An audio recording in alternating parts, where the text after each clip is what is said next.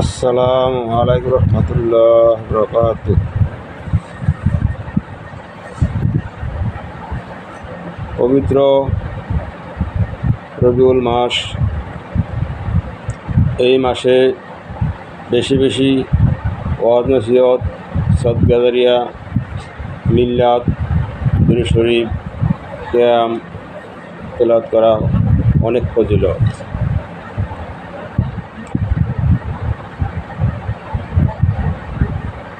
আল্লাহ রাসূল সাল্লাম বলেন,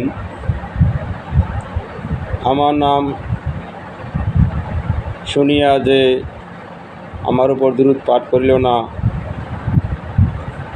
সে কৃপণ বকিলি,